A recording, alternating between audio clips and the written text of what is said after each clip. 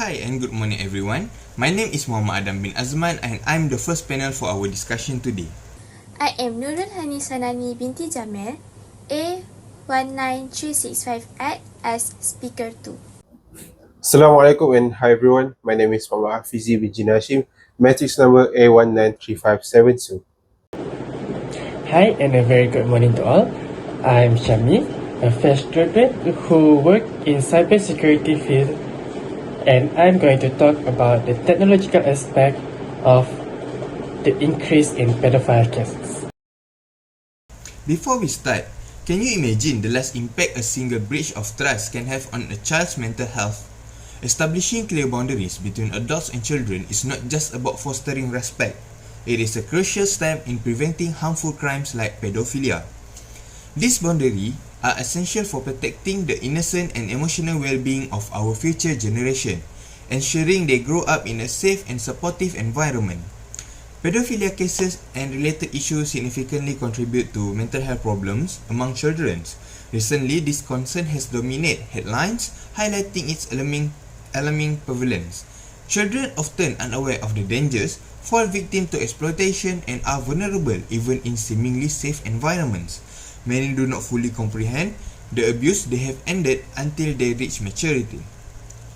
When the realization of the experiences can lead to severe mental health challenges such as depression and social anxiety. Addressing this issue, it is critical to protecting children and safeguarding their emotional well-being. Many individuals who experience depression as a result of sexual abuse were often victims of pedophilia during childhood. This traumatic experience can lead to deep-seated emotional scars, manifesting as depression, anxiety, and lasting trauma as they grow up into adolescence. Some may develop a distrust or aversion to the opposite gender, making it challenging for them to communicate, build relationships, or collaborate effectively. If such issues persist unaddressed, future generations may face significant rise in mental health challenges. Additionally, these unresolved traumas can hinder their ability to secure employment or perform everyday tasks, severely impact their quality of life and societal contribution. To resolve this issue, we must prioritize protecting and supporting victims of pedophilia crimes by providing immediate assistance and long-term care. Establishing safe havens where victims can recover, rebuild trust in others, and heal from their traumatic experiences is essential. The government should create a specialized team of trained professionals to help victims manage depression, anxiety, and identify psychological effects. Additionally, parents play a crucial role in safeguarding their children by teaching them self-defense and raising awareness about potential dangers. To further enhance protection, government should implement 24-hour safety centers and hotlines to ensure victims have quick and reliable access to help. By adopting these measures, we can work together to prevent such crimes and protect our children from harm. Setting boundaries between adults and children is a vital step in creating a safe and protective environment for young ones. It is every adult's responsibility to establish clear, respectful, and appropriate interaction with children to prevent any opportunity for exploitation or harm. By fostering open communication, educating children about personal safety, and holding adults accountable for maintaining ethical behavior, we can build a community where children thrive without fear. Take action today, prioritize boundary setting in your interactions, advocate for awareness program, and support policies that safeguard our youth against the alarming rise of pedophile cases. Together, we can create a safe future. Thank you, Speaker 1. I will continue my talk from social perspective. From a national sex offenders registry, a typical pedophile will commit 117 sexual crimes in a lifetime. But why does this happen?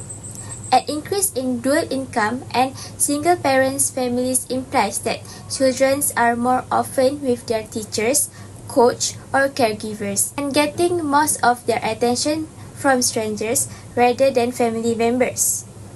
Oversharing personal problems with children often serves to blur boundaries and leave them vulnerable to grooming by those who would harm them, such as pedophiles.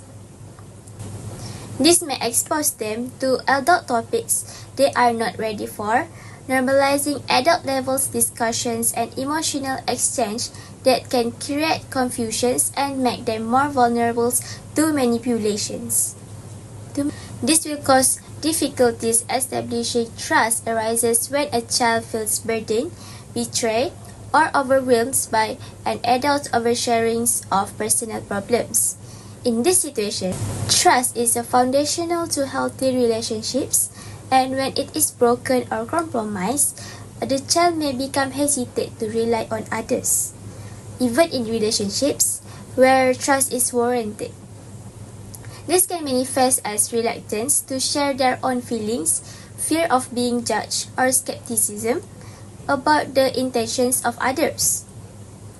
Over time, this lack of trust can lead to social withdrawals, strained relations the adult has violated the child's need for stability and protection, and difficulties forming meaningful connections with peers and other adults.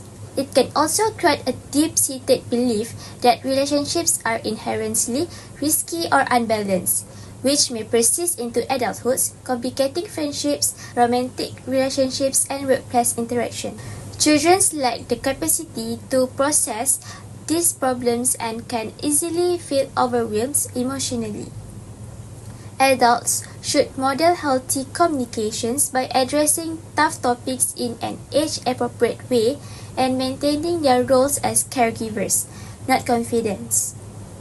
By clear emotional boundaries are needed for adults to avoid oversharing with children, and this needs to be handled among peers or professionals instead of burdening children with issues that concern adults. Let us do our roles to decrease the amount of pedophile cases by creating boundaries between adults and children. Teaching children about boundaries empowers them to voice discomforts and ensures a safe, supportive environment and their growth. Growing up as a children, not having your parents around has always been very challenging for most people. So parents were given an option, or rather a choice, to send their children to either their relatives or maybe to foster care house. So the idea of establishment of foster care house was initially meant to safeguard the children, not just children with their busy parents, but also for the children who doesn't even have their parents anymore. So this initiative was made so children can be protected from any means of harm. But nowadays, as we're looking back to the statistics in the recent years, so many pedophilia cases have been occurring inside the foster care house. But the question is, why is this happening? First of all, we have to understand the nature of these pedophilias. If they cannot come directly to the children, they will find a way to get into the rabbit hole. So what they do is when infiltrating into an organization, they're covering up as if they wanted to work for the foster care house so they can get easy access to the children. This is very dangerous because nowadays, when children are getting harassed or rather abused by these predators, it will cause a chain effect to the children in the future that will make them traumatized or even lose their trust in everyone, including their own parents. So there's a way to actually prevent this from happening. But first, we have to acknowledge what is the main cause. The main cause is because the Child Security Agency itself does not make a very strict or standardized interview when they are choosing their workers. They have to go more strict than ever because we have to actually prioritize the safety of the children. If we did not do this, it will cause more harm to future generations. And I'm afraid the child security agencies will not get the trust from the people anymore. As a call for action, I'm calling every child security agencies to enhance their screening or their interviews while they're choosing their workers, because we have to actually care about the children's safety and also their mental health so we can ensure a better future for them. That's all for me. Thank you. Thank you, Hafizi. So next, we're going to move on to the technological aspect, which help in decreasing the pedophile cases. The growth of technology nowadays are giving a lot of possibilities to us humans. However, some people are using the growth of technology in the wrong way, such as using the dark web to fulfill their dirty desire. Some even use a helping feature such as AI generated and end-to-end encryption feature E2EE for safety messages in the wrong way. For example, a case back in 2021, a pedophile was caught for having lots of